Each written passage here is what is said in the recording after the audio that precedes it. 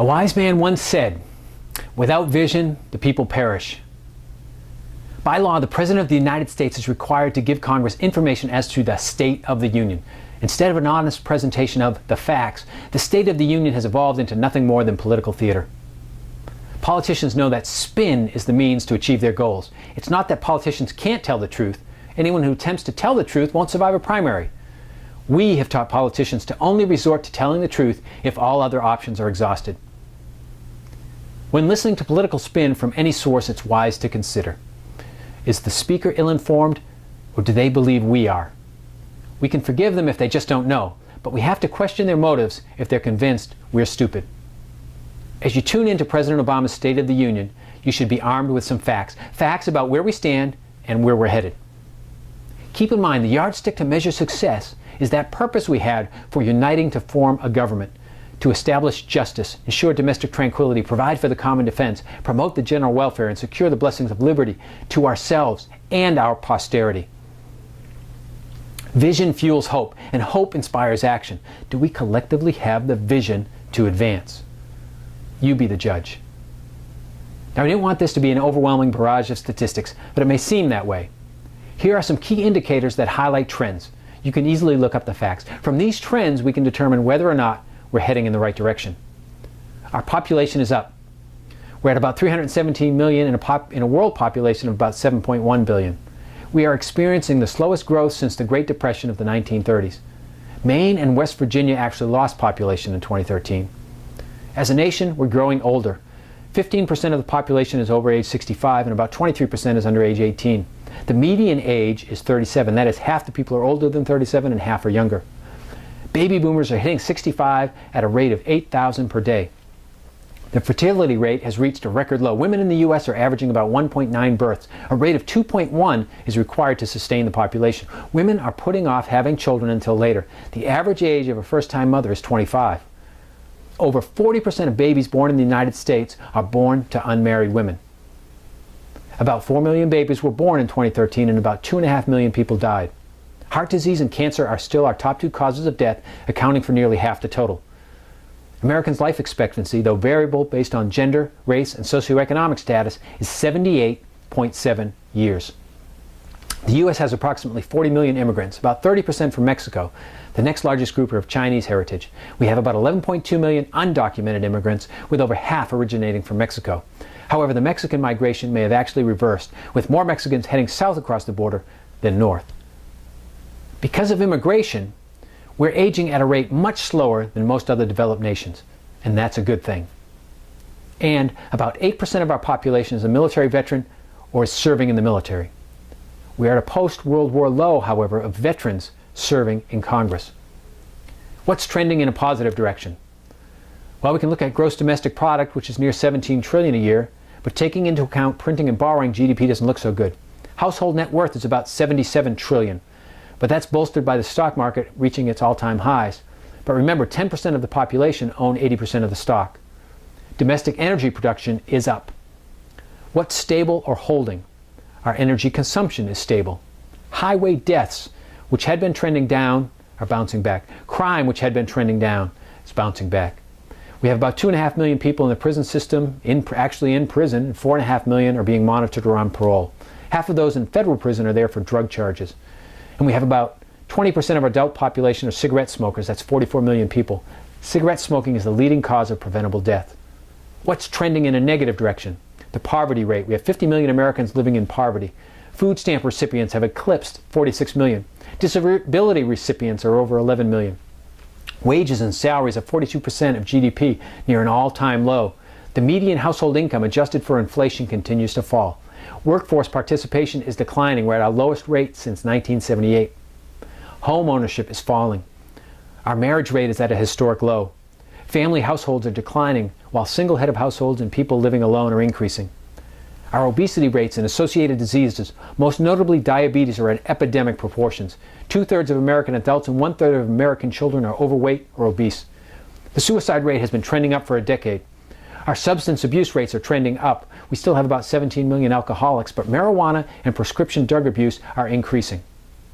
The cost of a college education is up 5 times in 30 years.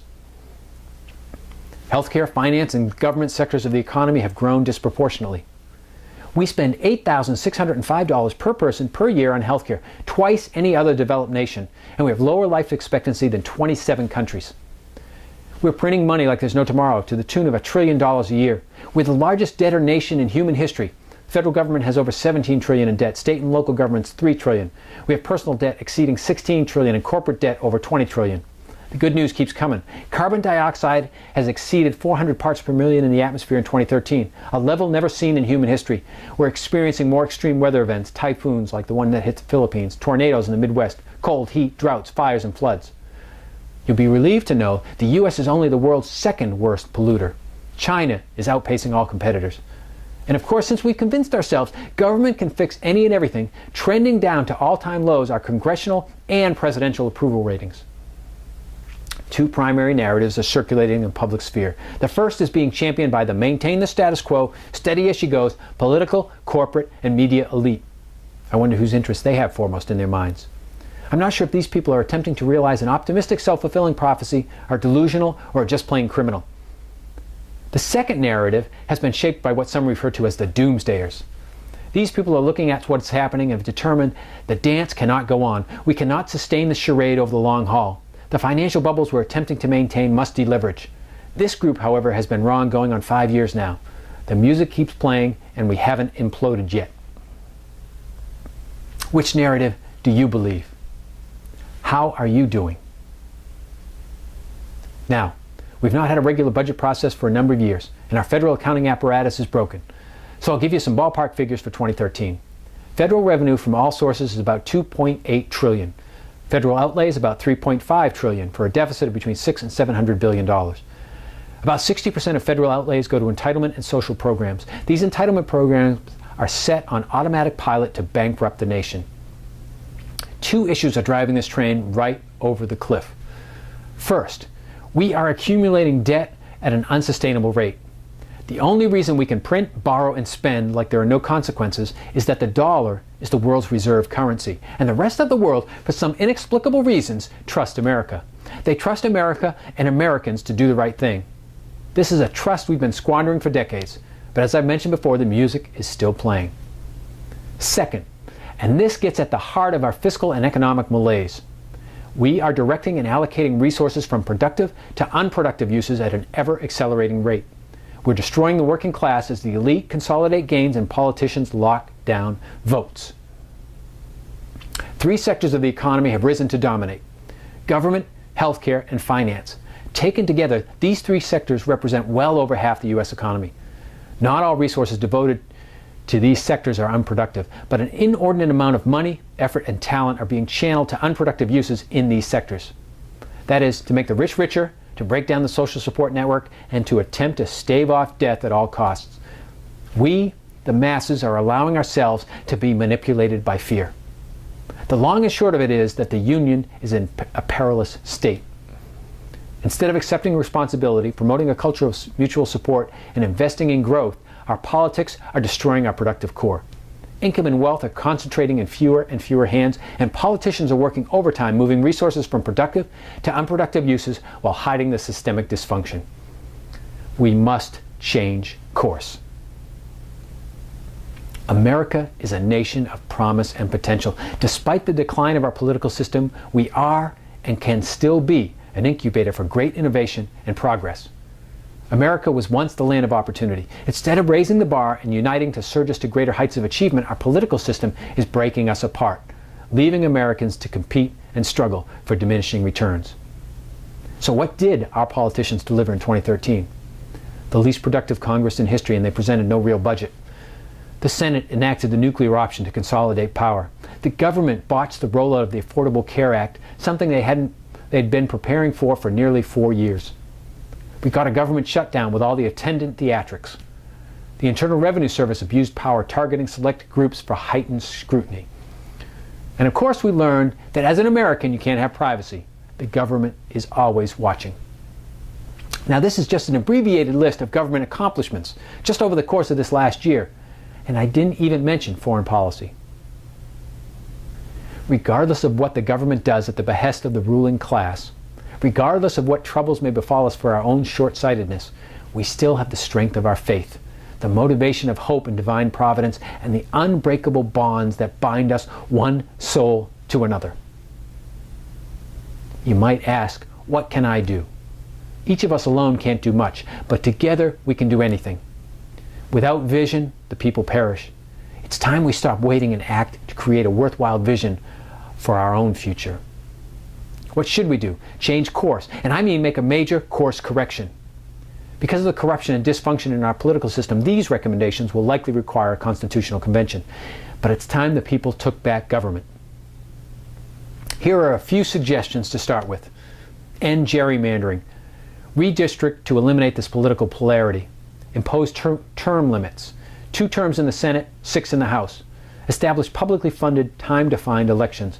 Impose a 5-year waiting period for elected leaders, administrators, and staff to work for lobbyists or to lobby. Enact a balanced budget requirement. This in itself will cause a restructuring of the entitlement programs. Impose a 10-year cliff for all federal legislation. Implement a flat rate income tax with no exemptions, corporations treated as individuals. And impose a 2-year budget cycle instead of the 1 year we have now. Increase carbon tax to reduce our dependence on carbon fuels. Decrease the size and scope of federal bureaucracy.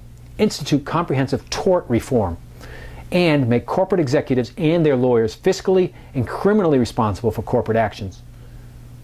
We hire politicians to oversee and efficiently manage government functions to ensure domestic tranquility, provide for the common defense, promote the general welfare, and secure the blessings of liberty. We have, however, made the federal government so powerful, national politics is the most influential of games. As long as we, the people, allow the few to benefit at the expense of the many, the trends I've highlighted will continue, and we will all bear painful consequences. I believe we're headed in the wrong direction. We must overcome our aversion to personal responsibility and muster the will to act. There is no time like the present to make a change. If you agree, share this video, initiate some dialogue, and let me know what you think. I'm Scott Paradis with Success 101 Workshop. You can reach me via email at scott, S-C-O-T-T, at C, letter C, dash, achieve, ACHIEVE.com. There is no higher calling than for each of us to make the most of ourselves. Our future rests in our own hands. Let's create a system that allows us to realize our divine promise and fulfill the potential we each possess. May God bless you, and may God continue to bless these United States of America.